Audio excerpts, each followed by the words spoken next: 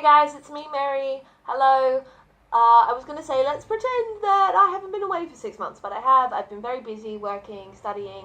But recently I went to the National Young Writers Festival here in Australia, and I wrote a piece and performed it, and I was really proud of it, and people really liked it. It's called J.K. Rowling Walks Into a Bar, and I want to put it up on this channel for you. So here goes nothing.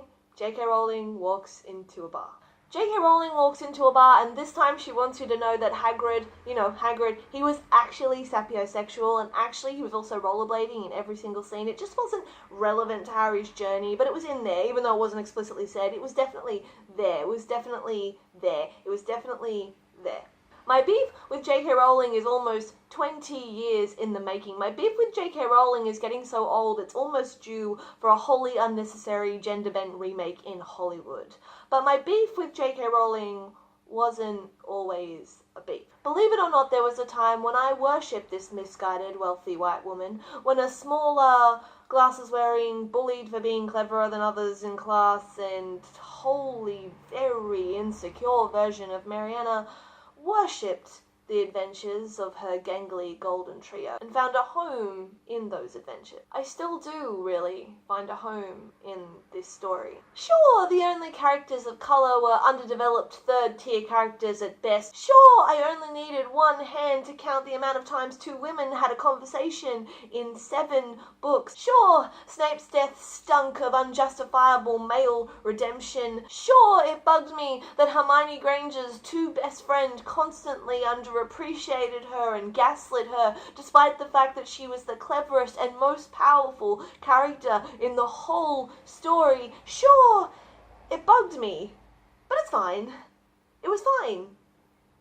It was fine. And then J.K. Rowling got Twitter. There are 2 things J.K. Rowling does on Twitter that make me want to throw myself into the sun. The first, of course, is her constant retconning and revising of details in the Harry Potter books that simply weren't there. Granted, this is not something she exclusively does on Twitter. 3 months after Harry Potter and the Deathly Hallows was published, after all, she revealed that Dumbledore was gay, but celibate, which is the equivalent of shouting from the front yard of the house party that was over an hour ago and has been locked out of since, that Dumbledore is gay!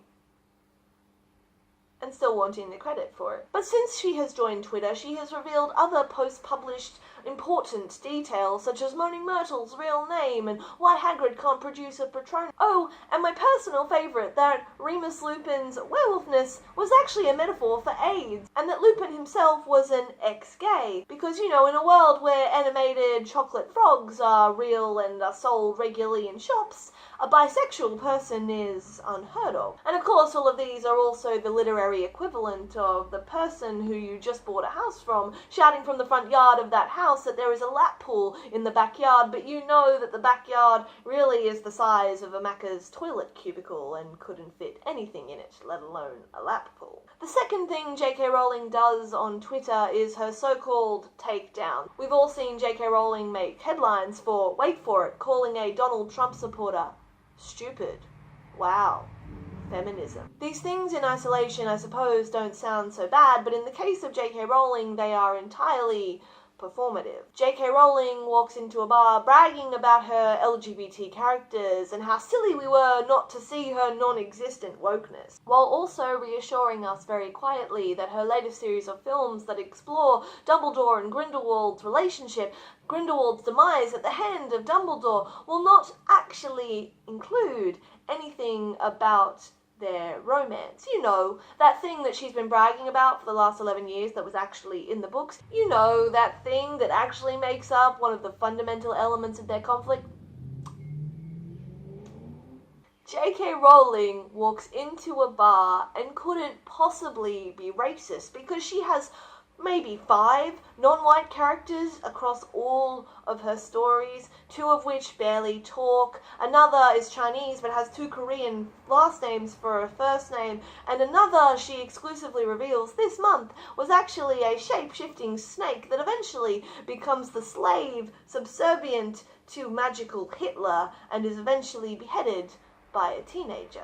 And don't even get me started on her reimagining of 1920s/30s New York during the Harlem Renaissance, which doesn't actually feature any black people. Sounds about white. It hurts, kind of, I guess, when you realize that someone who occupied so much aspirational space for you growing up doesn't actually think of anyone who's non-white or not straight like yourself as anything other than a footnote that doesn't even deserve to make it into the final draft or final cut of a movie. There isn't a word for it, really. What do you call the grief you feel over the loss of respect you held for someone for so long, who in no small way was responsible for what you might have wanted to be when you grew up? J.K. Rowling walks into a bar and lowers it every time she opens her mouth. Let's just say J.K. Rowling can sass fascists, misogynists, rapists, all she wants. But when she made the creative decision to keep actual biphobic abuser Johnny Depp in her production because what happened between him and Amber Heard was quote-unquote private, well. What makes all of this even worse is that the Fantastic Beasts movies aren't even good. At least the Harry Potter series, for all its faults, and believe me there are many, was still a damn good story. But let me tell you, when I found out that there was not one, not two, not three, not four, but 5 of these Fantastic Beasts movies on their way, I went into mourning for the 2.5 hours I'd already invested in it. I'm not ungrateful though. J.K. Rowling and her white, upper-class, footnote homophobic nonsense has taught me a lot about the actual kind of writer I want to be. If/when I ever eventually write the stories I want to write in the way I want to write them, I will include everything that I say I have included. And if I'm privileged enough to gain any kind of fan base, I will listen to them.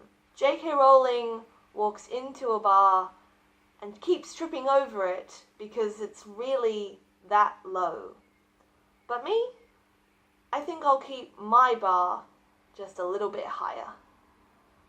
Thanks.